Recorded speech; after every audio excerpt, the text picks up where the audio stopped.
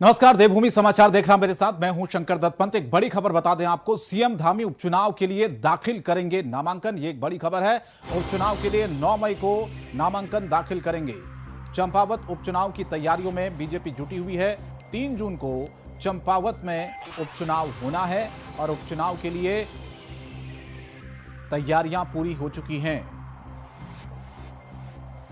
तो इस बार चंपावत से ये उपचुनाव सीएम धामी लड़ रहे हैं क्योंकि अपनी वो सीट खटीमा जिसे वो हार गए थे और इस बार यहां पर उपचुनाव हो रहा है और इस बार चंपावत से उन्हें चुनाव जीतना होगा और इसीलिए ये तैयारियां इस बार बहुत खास तरीके से की जा रही हैं मुख्यमंत्री के चुनाव जिताने को लेकर, क्योंकि पूरी तरह से, हालांकि ये सीट बीजेपी की अपनी खुद की सीट है, बीजेपी के विधायक ने ही इस सीट मुख्यमंत्री के लिए खाली की और अब इस सीट पर उपचुनाव हो रहा है। मुख्यमंत्री पुष्कर सिंह धामी चुनावी मैदान में हैं। तो 3 जून को चंपावत में उपचुनाव होना है और तैयारियों में लगातार बीजेपी जुटी हुई है और सीएम धामी उपचुनाव के लिए नामांकन दाखिल करेंगे 9 मई को। 9 मई को नामांकन दाखिल होगा और 3 जून को चंपावत में उपचुनाव होगा। तो चंपावत में, हालांकि चंपावत की जो जनता है वो भी बहुत उत्साहित है मुख्यमंत्री के वहां से चुनाव लड़ने को लेकर, क्योंकि चंपावत की जनता को उम्मीद अब जगी है कि वहां पर विकास होगा। जो आज तक विकास के काम नहीं हुए हैं वो काम विकास के वहां पर चंपावत में अब हो पाएंगे मुख्यमंत्री यहां से अगर चुनाव जीतते हैं तो, क्योंकि लंबे अरसे से कई लोगों की बहुत सी ऐसी मांगें वहां पर हैं जो कि पूरी नहीं हो पाई हैं और अब उन्हें एक तरह से खुशी भी है, एक तरह से आखिरी उम्मीद भी विकास को लेकर लोगों की है वहां पर कि अब भी अगर वहां पर स्थितियां नहीं सुधरी तो फिर आने वाले दिनों में क्या होगा इसका अंदाजा खुद लगाया जा सकता है। तो इसीलिए उत्साहित हैं वहां पर जो वोटर्स हैं, चंपावत की जनता है, क्योंकि खुद सूबे के मुखिया वहां से चुनावी मैदान में उतर रहे हैं, उपचुनाव हो रहा है और इसीलिए इस बार बीजेपी ने पूरा जोर लगा दिया है। हालांकि विपक्ष की तरफ से भी ये कहा जा रहा है कि पूरी चुनौती वहां पर दी जाएगी सीएम धामी को, लेकिन देखना होगा कि क्या समीकरण यहां पर बनते हैं, क्योंकि विपक्ष बार बार ये आरोप लगा चुका है कि खटीमा से जनता ने नकार दिया और चंपावत से भी जनता नकारेगी। लेकिन बीजेपी पूरी उत्साहित है, उसको यकीन है, खुद मुख्यमंत्री क्योंकि चुनावी मैदान में है, उपचुनाव हो रहा है और इसीलिए इस बार तैयारियां भी जोरों पर है। चलिए, ज्यादा अपडेट के लिए सौरभ भाटिया हमारे संवाददाता इस वक्त हमारे साथ सीधे जुड़ रहे हैं देहरादून से। सौरभ, 3 जून को चंपावत में उपचुनाव होना है और इसके लिए तैयारियां जोरों पर है। 9 मई को नामांकन दाखिल करेंगे मुख्यमंत्री उपचुनाव के लिए। किस तरह की तैयारियां चंपावत में की जा रही हैं, और क्योंकि ये जो चुनाव है वो मुख्यमंत्री पुष्कर सिंह धामी को हर हाल में जीतना होगा।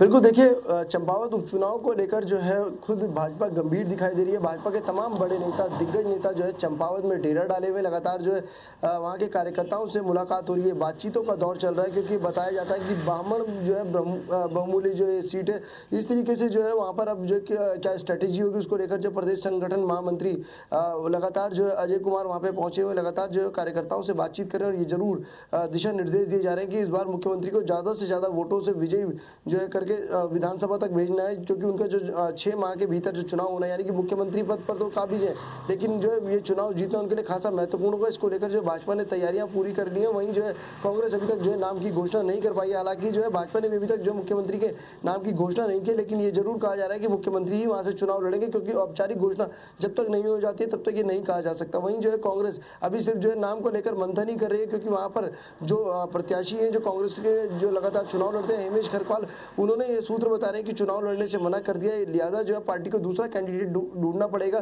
तो उसी में जो है अभी कांग्रेस उलझी हुई है। हालांकि उनके जो प्रदेश अध्यक्ष हैं वो गढ़वाल दौरे पर हैं, वो लगातार जो है केदारनाथ और तमाम जो है गढ़वाल के जिलों में जो भ्रमण कर रहे हैं। ऐसे में पार्टी के जो बड़े नेता हैं, यानी कि जो दिल्ली में बैठे हुए नेता हैं, उनको जो नाम निर्धारित करना है कि आखिरकार कौन कांग्रेस का चेहरा होगा जो चंपावत से चुनाव लड़ेगा, या सिर्फ जो है एक चंपावत में जो कांग्रेस में औपचारिकता मात्र करने के लिए अपना प्रत्याशी मैदान में उतारने के लिए, ये सब चीजें देखने वाली होंगी। जी बिल्कुल। और चंपावत की जनता इन चर्चाओं के बाद कितनी उत्साहित है, क्योंकि लोगों को अब वहां पर उम्मीद भी जगी होगी कि खुद सूबे के मुखिया अगर वहां से चुनावी मैदान में हैं, उतरेंगे, तो जाहिर है वहां पर डेवलपमेंट होगा। उम्मीदें उनकी बढ़ी हैं। किस तरह का रिएक्शन है वहां पर जनता की और कितना उत्साह इस खबर के बाद वहां पर देखने को मिल रहा है चंपावत की जनता में? देखिए, 2 बार से जो है भाजपा के विधायक जो है वहाँ से जीत के आ रहे हैं। लिहाजा जो है भाजपा ने पहले ही एक ग्राउंड तैयार कर लिया कि अगर मुख्यमंत्री वहाँ से चुनाव लड़ेंगे तो जाहिर सी बात है उस क्षेत्र का विकास होगा और लोग खासे उत्साहित है।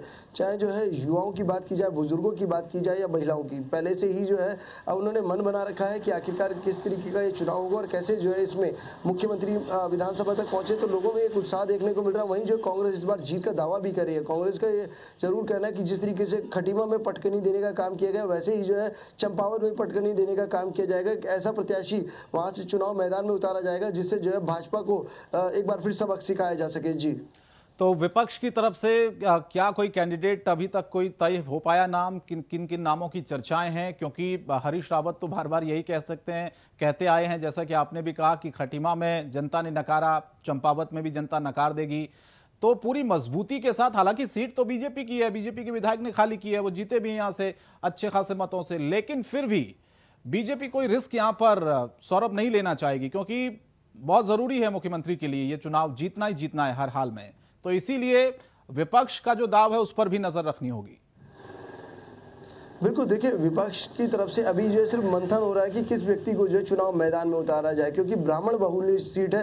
तो लिहाजा जो कोई ऐसा ब्राह्मण चेहरा इस बार कांग्रेस चुनाव मैदान में उतारेगी जिसकी जो है अपने क्षेत्र में मजबूत पकड़ हो और वो जीतने की जो है लगभग संभावनाएं हो। लिहाजा जो है कांग्रेस ने इन तमाम चीज़ों को लेकर अभी से तैयारियां की हैं। लेकिन अगर भाजपा की बात की जाए तो भाजपा ने अपने पन्ना प्रमुख से लेकर बूथ स्तर के जो है जो कार्यकर्ता हैं उनको एकजुट होने के लिए जरूर कहा है। उनसे जरूर कहा है कि लोगों के घर जाकर सरकार की योजनाओं के बारे में बताएं, क्योंकि लगभग एक माह का जो कार्यकाल था मुख्यमंत्री का, उसमें जो तमाम उपलब्धियां बताई गई थी, वो उपलब्धियां लोगों तक पहुंचाने के लिए बकायदा जो है पार्टी के कार्यकर्ता काम कर रहे हैं। जबकि जो अभी तक कांग्रेस में जो ये चेहरा तय नहीं हो पाएगा कि आखिरकार कौन जो चुनाव लड़ेगा। जबकि हिमेश खरकवाल जो सूत्र बता रहे हैं कि उन्होंने चुनाव लड़ने से मना कर दिया है, ऐसे में जो है कौन दूसरा चेहरा होगा, ये तमाम चीजें जो है अभी निर्धारित होनी बाकी है। हालांकि कांग्रेस ने जरूर दावा किया है 9 और 10 तारीख को कांग्रेस के जो है प्रत्याशी का नामांकन भी चंपावत में हो जाएगा। जी चलिए, बहुत बहुत धन्यवाद सौरभ इस तमाम जानकारी के लिए, हमारे साथ जुड़ने के लिए। आगे बढ़ते हैं। उत्तर प्रदेश के सीएम योगी इन दिनों उत्तराखंड के दौरे पर हैं।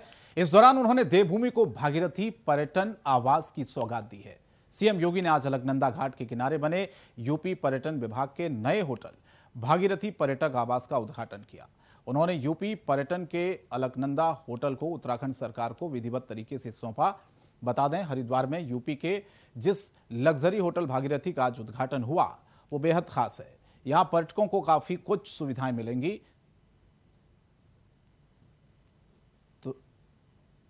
तो चलिए अब आपको इसकी खासियत बताते हैं होटल भागीरथी की। 100 कमरों का आलीशान ये पर्यटक आवास है जिसका आज उद्घाटन हुआ और होटल में 88 डिलक्स और 12 वीआईपी रूम्स बनाए गए हैं। खास तरीके से इसकी सुविधाओं को दिया जाएगा और सेंट्रलाइज एसी होगा, 3 लिफ्ट होगी, रेस्टोरेंट और 2 बैंक्वेट हॉल हैं और इसके साथ एक बैंक्वेट हॉल में 100 लोगों की गैदरिंग की कैपेसिटी रखी गई है। तो अच्छी खासी ये संख्या अपने आप में। और इसके अलावा दूसरे बैंक्वेट हॉल में 150 लोगों के जमा होने की क्षमता है।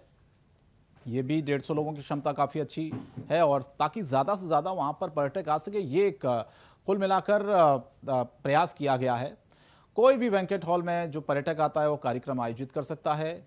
और सबसे अच्छी बात यह कि होटल के बिल्कुल सामने माँ गंगा का दर्शन कर सकेंगे सभी जो पर्यटक वहां पर आए, जो अपने कमरे में रुके हुए हैं, होटल में ठहरने वाले लोग माँ गंगा के दर्शन कमरे की बालकनी से ही कर सकेंगे। ये भी एक अच्छा व्यूज़ वहां पर मिलेगा लोगों को। साथ ही छोटा सा मंदिर भी वहां पर होटल के साथ ही बनाया गया है। तो ये कुल मिला के तमाम जो देवभूमि की थीम्स है उस पर यह आधारित है। भागीरथी आवास में लगी पेंटिंग्स में हिंदू धर्म की संस्कृति को दर्शाया गया है और इसके अलावा पेंटिंग्स को ललित कला अकेडमी से खरीदा गया है। तो ये कुल मिला के कहा जा सकता है कि बहुत तरीके से अपने आप में ये भागीरथी होटल खास हो जाता है, जो कि उत्तराखंड की संस्कृति को भी दर्शाएगा।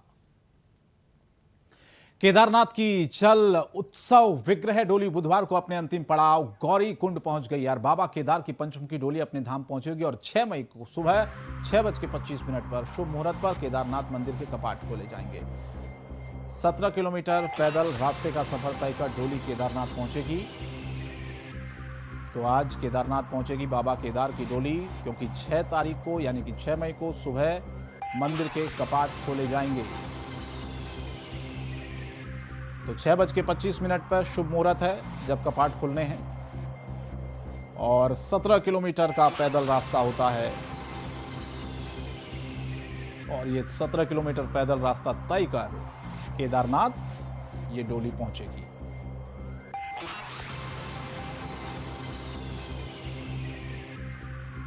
तो बाबा केदारनाथ पहुंचेगी केदार की डोली। आज 6 मई को सुबह मंदिर के जो कपाट हैं वो खोले जाएंगे। 6:25 का ये शुभ मुहूर्त है जब मंदिर के कपाट श्रद्धालुओं के लिए खोल दिए जाएंगे, क्योंकि एक लंबी पैदल रास्ता, लंबी चढ़ाई है 17 किलोमीटर की, उसको पार कर बाबा केदार की डोली आज पहुंचेगी केदारनाथ।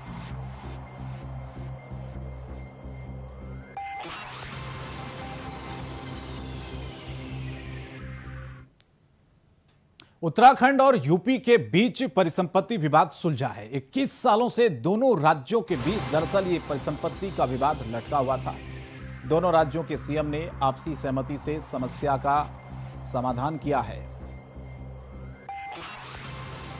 तो समस्या का समाधान दोनों राज्यों के सीएम ने आपसी सहमति से किया, जिसमें आपको बता दें परिसंपत्तियों का जो विवाद था वो पिछले 21 सालों से दोनों राज्यों के बीच में सुलझ नहीं पा रहा था और अब दोनों ही मुख्यमंत्रियों ने, यानी कि उत्तर प्रदेश के मुख्यमंत्री योगी आदित्यनाथ ने और उत्तराखंड के मुख्यमंत्री पुष्कर सिंह धामी ने मिलकर इस विवाद को सुलझा लिया, परिसंपत्ति विवाद को, जो कि पिछले 21 सालों से नहीं सुलझ पा रहा था। सरकारें कई आई कई गई, लेकिन हमेशा परिसंपत्तियों का विवाद उत्तर प्रदेश और उत्तराखंड के बीच में रहा है, क्योंकि कई बार सरकारें दरअसल अलग अलग रही हैं उत्तर प्रदेश और उत्तराखंड में। इस वजह से भी ये एक वजह रही कि इसमें परिसंपत्तियों का विवाद नहीं सुलझ पाया। लेकिन अब दोनों ही राज्यों में और केंद्र में बीजेपी की सरकार है, इसीलिए अब इसको हल कर लिया गया। दशकों से चली आ रही एक समस्या का समाधान किया है। जब अलकनंदा होटल जो उत्तर प्रदेश पर्यटन विभाग का था और लाभांश में चलने वाला होटल था, आपसी सहमति से आज अलकनंदा होटल हम लोग उत्तराखंड सरकार को समर्पित कर रहे हैं और उत्तर प्रदेश पर्यटन विभाग को और उत्तर प्रदेश वासियों के लिए यहां पर भागीरथी के नाम पर एक नया पर्यटन आवास गृह उपलब्ध करवा रहे हैं। हमारे संवाददाता फोनलाइन पर जुड़े हैं। अभय, ये परिसंपत्तियों का विवाद सुलझ नहीं पा रहा था पिछले 20-21 सालों से, लेकिन अब दोनों ही मुख्यमंत्रियों ने पहल की और इस परिसंपत्ति के विवाद को बहुत जल्दी सुलझा लिया गया। बिल्कुल, ये कह सकते हैं कि उत्तराखंड राज्य बनने के बाद से ही जो परिसंपत्तियों का विवाद चला आ रहा था, यानी 22 सालों का लंबा जो विवाद था, उसे दोनों ही राज्यों के मुख्यमंत्रियों ने आपसी सहमति के बाद सुलझाने का यहाँ पर काम किया है। लगभग ये कह सकते हैं कि 80% से ज्यादा जो परिसंपत्तियों का जो विवाद चल रहा था वो यहाँ पर सुलझा लिया गया और उसी के तहत कह सकते हैं कि उत्तर प्रदेश के मुख्यमंत्री योगी आदित्यनाथ उत्तराखंड के दौरे पर हैं, जहाँ आज उन्होंने होटल अलकनंदा और होटल भागीरथी जो तहसील है उसका जो हस्तांतरण का जो काम था दोनों राज्यों के बीच का, आज वो यहाँ पर संपन्न हो गया है। कि पुराना ये कह सकते हैं कि जो उत्तर प्रदेश के अधीन जो होटल था, होटल अलकनंदा, उसको आज उत्तराखंड के सुपुर्द यहाँ पर कर दिया गया है। और जो उत्तराखंड की तरफ से जो नई जमीन उत्तर प्रदेश के लिए यहाँ पर दी गई थी होटल बनाने के लिए, उस पर उत्तर प्रदेश का जो भागीरथी पर्यटन आवास जो गृह यहाँ पर बनाया गया, उसका आज विधिवत रूप से यहाँ पर उद्घाटन मुख्यमंत्री योगी आदित्यनाथ और मुख्यमंत्री पुष्कर सिंह धामी के द्वारा यहाँ पर किया गया है। सबसे बड़ी बात यह कि दोनों ही राज्यों में इस तरह बीजेपी की सरकार है और बीजेपी की सरकार होने के चलते कह सकते हैं कि दोनों ही राज्यों ने आपसी सहमति से अपने परिसंपत्तियों के ज्यादातर मामलों को यहाँ पर सुलझा लिया है। उम्मीद कर सकते हैं कि आने वाले दिनों में उत्तराखंड और उत्तर प्रदेश और बाकी बची हुई परिसंपत्तियों के जो विवाद है, जिसका आपके परिवहन से जुड़ा हुआ विवाद है, उसको भी जल्द ही यहाँ पर सुलझा लेंगे और फिर दोनों ही राज्यों के बीच जो आपसी सौहार्द और भाईचारे के इस समय जो मिसालें बनी है, वो आने वाले दिनों में भी देखने को मिलेगी। कह सकते हैं कि 22 सालों का लंबा विवाद अब जाकर यहाँ पर सुलझने का उसकी शुरुआत यहाँ पर हो चुकी है। बड़े स्तर पर कह सकते हैं कि बड़ा मामले जो बड़े विश्व पे जो बड़े मामले थे उनको यहाँ पर सुलझा लिया गया और बाकी दिनों में भी अन्य मामलों को सुलझाने का काम कर दिया जाएगा। जी बिल्कुल। और पहले 21 सालों से 22 सालों से विवाद चल रहा था राज्य गठन के बाद, हम देख रहे हैं अभय, और दोनों ही राज्यों में अलग अलग सरकारें होने की वजह से भी क्या माना जा सकता है कि ये विवाद नहीं सुलझ पाया परिसंपत्तियों वाला, ये भी एक कारण रहा इसमें, और अब दोनों ही राज्यों के सीएम ने इस आपसी सहमति से इसको पल भर में ही इसका समाधान कर दिया।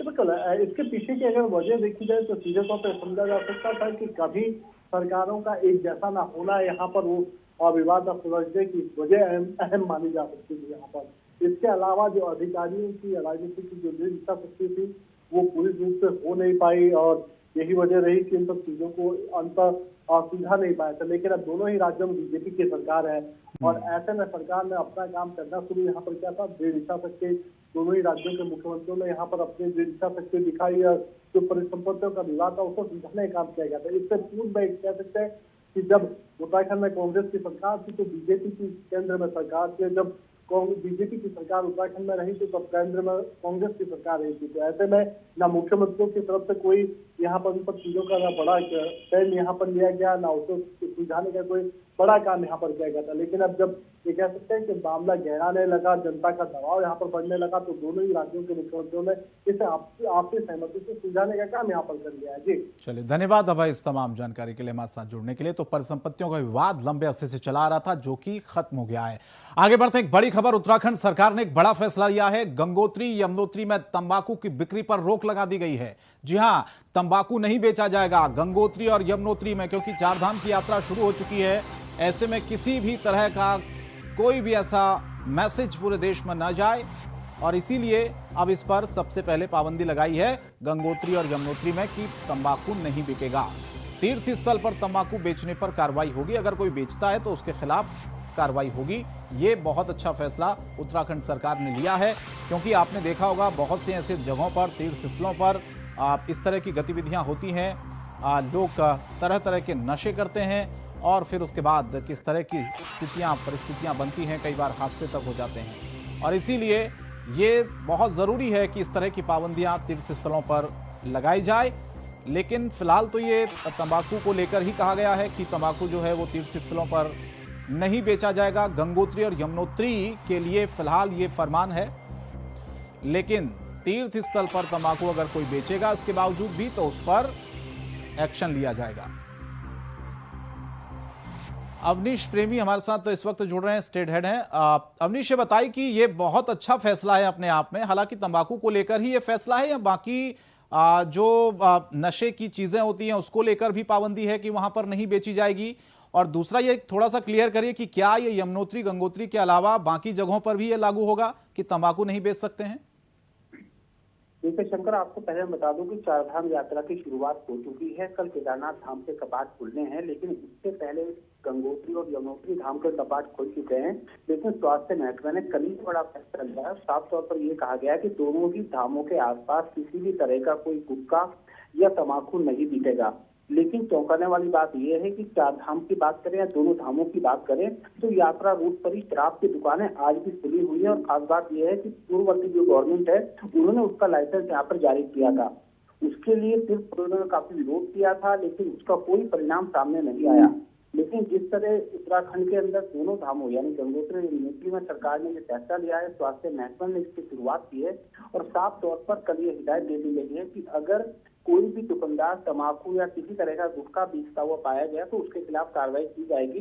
बाकायदा जो सीएमओ है, मुख्य चिकित्सा अधिकारी, उन्होंने भी एसएसपी को भी पत्र लिखा, पुलिस की सहयोग करने के लिए उसमें कहा गया है। तो बड़ी हम बात कहेंगे और इतना जरूर है कि अगर एक बार फिर पंडा समाज और जो फिर पुरोहित है वो इस मांग को उठाएंगे तो निश्चित तौर पर बद्रीनाथ और केदारनाथ में भी इस पर रोक लग सकती है। जी, लेकिन ये सख्ती आप बता रहे हैं कि इस आदेश के बाद भी नहीं हो पा रही है, वहां पर कुछ दुकानदार जो कि मनमानी वहां पर कर रहे हैं, तो ऐसे में फिर क्या, कैसे इसे रोका जाएगा, ये सवाल है। शंकर, पहले तो मैं बता दूं, ये आदेश कल ही हुए हैं। कल ही तमाम जो व्यापारी हैं, दुकानदार हैं, उनको हिदायत दे दी गई है। और जैसा कि मैंने कहा, जो सीएमओ हैं उन्होंने बाकायदा पुलिस से भी इस बारे में सहयोग मांगा है। तो अब देखने वाली बात ये होगी कि अभियान किस तरह का गवर्नमेंट चलाती है, स्वास्थ्य महकमा चलाता है और किस तरह की कार्रवाई वो ऐसे लोगों पर करता है, ऐसे दुकानदारों पर करता है जो वहां पर तंबाकू बेचेंगे। लेकिन फिलहाल किसी तरह के अभियान की या किसी तरह की गिरफ्तारी की या किसी कार्रवाई की बात अभी तक सामने नहीं आई है। चलिए, बहुत बहुत धन्यवाद इस तमाम जानकारी के लिए। और एक बार फिर से मौसम विभाग का अनुमान सही साबित हुआ है। देहरादून समेत प्रदेश भर में मौसम का मिजाज बदला है। देहरादून समेत कई इलाकों में तेज हवाओं के साथ हल्की बारिश भी हुई है। तो राज्य में मौसम का मिजाज बदला है क्योंकि गर्मी बहुत ज्यादा पड़ रही थी और इसीलिए अब कहीं ना कहीं मौसम में थोड़ा सा ठंडक आई है, तापमान में गिरावट आई है। तेज हवाओं के साथ हल्की बारिश भी हुई है। देहरादून का ये मौसम, जहां पर पहले गर्मी बहुत ज्यादा थी लेकिन अब थोड़ा सा उसमें राहत मिली है, तापमान में गिरावट दर्ज की गई है क्योंकि मौसम का मिजाज बदला है।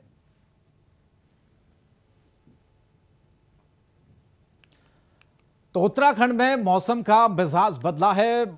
लगातार बदलते मौसम से वन विभाग को लगातार राहत, क्योंकि बारिश ने वनाग्नि से राहत दी है।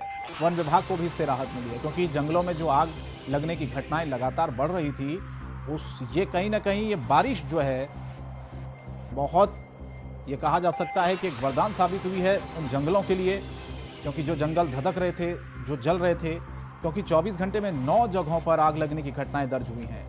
तो आग की घटनाओं से 18 हेक्टेयर वन जो क्षेत्र है वो इससे प्रभावित हुआ। 78 लाख रुपए का नुकसान हो चुका है वन विभाग को अब तक।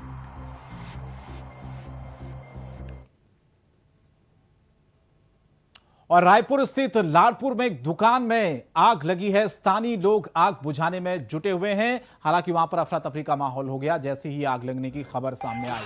तस्वीर आपके सामने देखिए, जहां पर रायपुर के लाडपुर में एक दुकान में जब यह आग लगी उसके बाद की ये तस्वीरें हैं। लोग वहां पर तुरंत पहुंचे, आग को बुझाने की कोशिश की। हालांकि आग लगी कैसे यह स्पष्ट नहीं हो पाया है, लेकिन लोग डर गए। वहां पर अफरा तफरी का माहौल हो गया जैसे ही वहां पर दुकान में लोगों ने देखा कि लपटें आग की तेज तेज उठ रही हैं।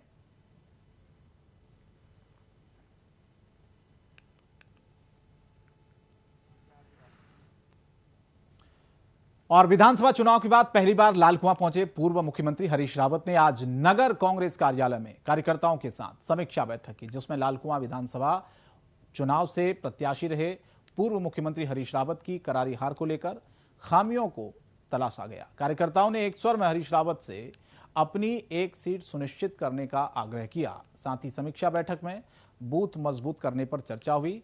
कांग्रेस कार्यकर्ताओं ने आगामी चुनावों के लिए एकजुटता के साथ लड़ने पर चर्चा की। देवभूमि समाचार में इतना ही। इंडिया वॉइस पर खबरें जारी रहेंगी। नमस्कार।